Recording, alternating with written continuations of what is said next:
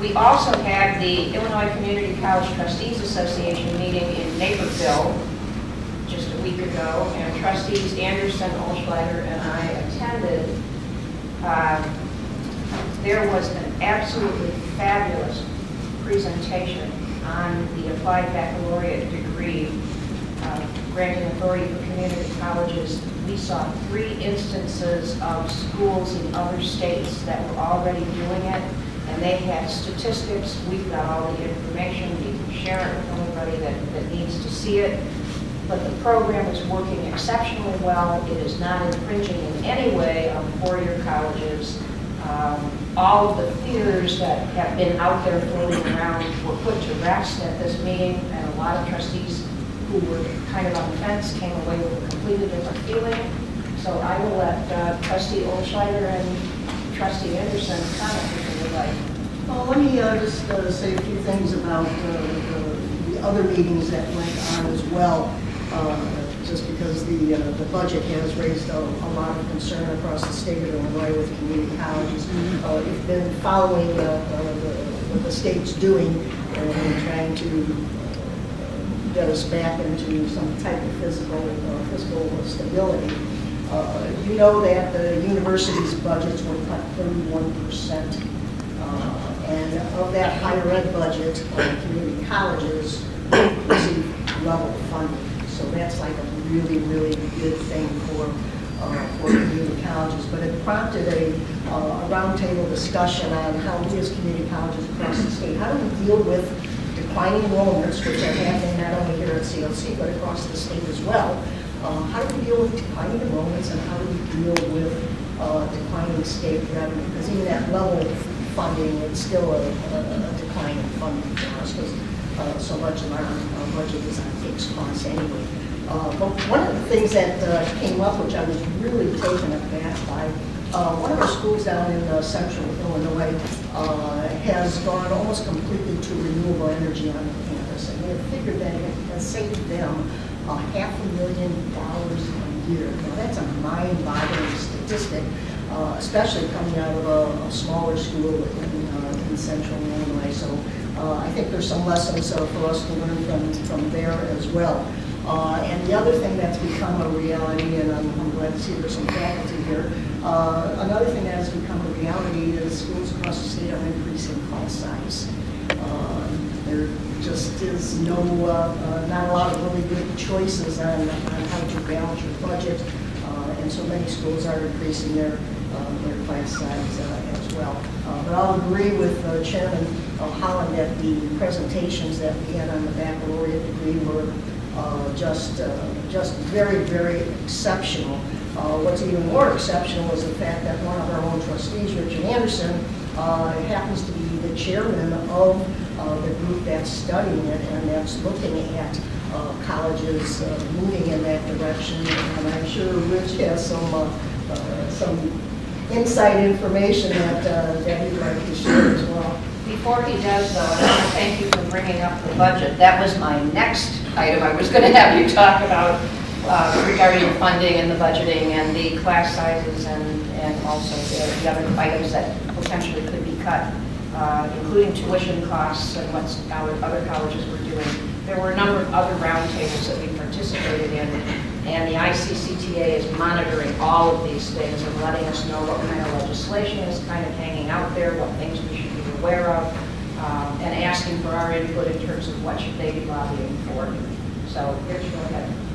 Well, I'm also glad that Trustee Olschlager brought up the Sustainable College of Central Illinois.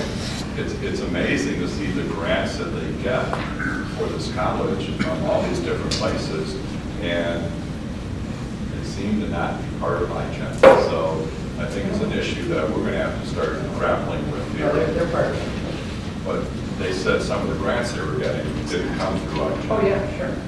And that's important that we are embarking on this very big capital project here in Lake County, and we should be getting some of those grants also, since we keep calling it a sustainable school and all this kind of stuff.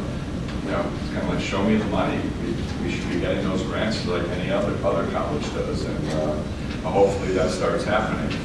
But getting back to Friday, Friday was the seminar on the four-year program in community colleges and applied technologies. It was amazing. The woman from Florida that gave us the data from Florida, all the data supports the great diversity initiatives that come from this type of activity. The fact that if you train people in the community with a bachelor's degree, they stay in the community and work in the community. The enrollment increases both at the community colleges and the four-year universities, the state universities. It didn't hurt the state universities at all. It's just amazing the data that drove what happened in Florida. This is empirical data. This is stuff that's real. It's going on right now. There was a gentleman from Washington State. He talked about, he was from Seattle community colleges, which are now called Seattle State colleges. And again, the same data, the same results. You take one corner of the country, go all the way across the country to Washington State, and the same data that they're getting up there is happening. It's just amazing the increase in workforce development, people that are staying in the community, and it's unbelievable. And the third speaker was from our own University of Illinois.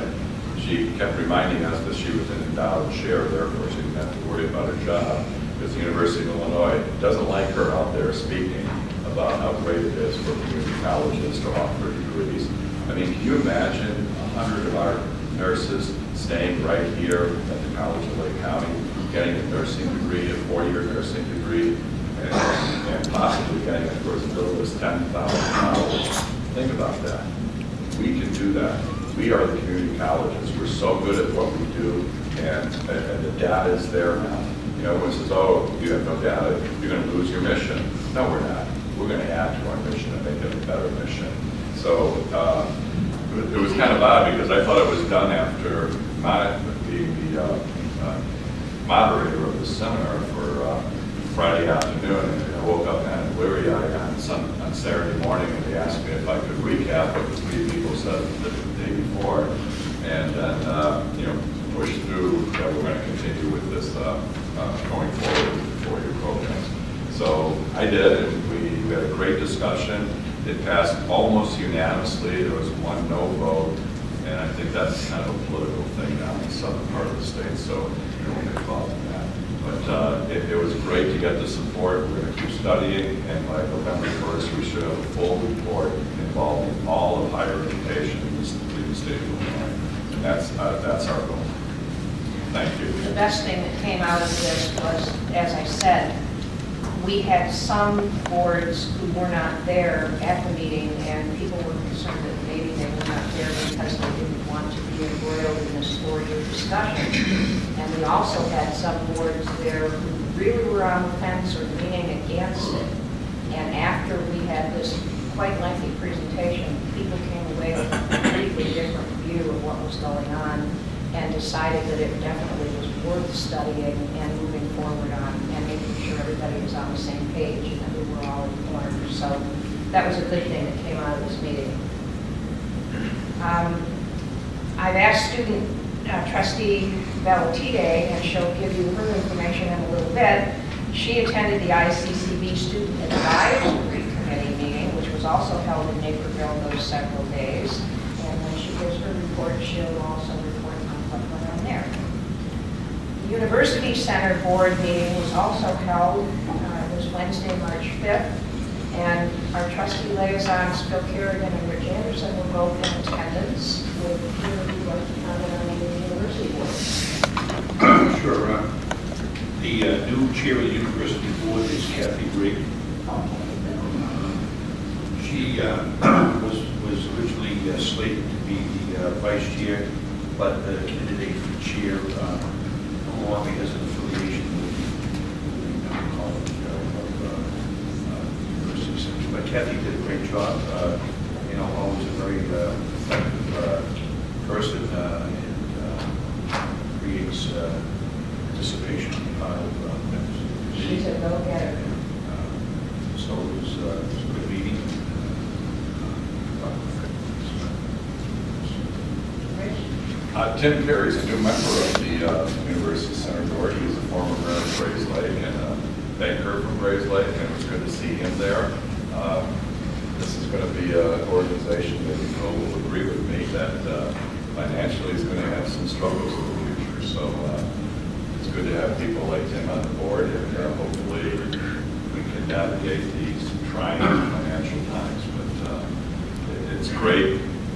It's great to sit on that board with, I think Phil will agree with me, that there's so many diverse industries and companies and corporations that are represented on the University Center Board and all the liaisons between higher education in Lake County, the College of Lake County, and University Center Board and business and industry. It's great to see those relationships, so that's all I have to say. Phil and Rich, Yes. has the University Center Board engaged in any conversation about the baccalaureate degree granting ability for community colleges? That was not a topic, I don't believe. Do you all have the ability to request agenda items to be discussed? Sure. What has happened is Hillary has sent a couple of letters to the editor, one in the Chronicle. What's Hillary? She is the director, she's the dean of curriculum and stuff. And she talks about the offerings that are available to Lake County residents at the University Center in her letters. And they're quite informative. Unfortunately, they don't hit the nail on the head as far as nursing and things like that. Because you actually have to be in a classroom and do clinicals and stuff like that. I would encourage you, the representatives on the board, if you have an opportunity to have that discussion. I think it would be beneficial to know what the folks in our backyard, literally, in our backyard, are thinking. As Amanda said earlier, there's a lot of community college trustees that were on the fence as well. But when you see the facts, there might be an opportunity here for us to share some of that with them. I know Dr. Weber has talked with Dr. Gary Grace about this. So, well, and also when that first came through, I asked to speak to their council member institutions. So that's sort of where they convene themselves and talk about programming issues and curriculum issues. I explained some of the issues with the baccalaureate, but I also mentioned to them, and I think it is part of the whole baccalaureate that we're talking about here, is a community college would step forward if they cannot find a need that can already be fulfilled. And so I think that's a great idea to have their board discuss that also.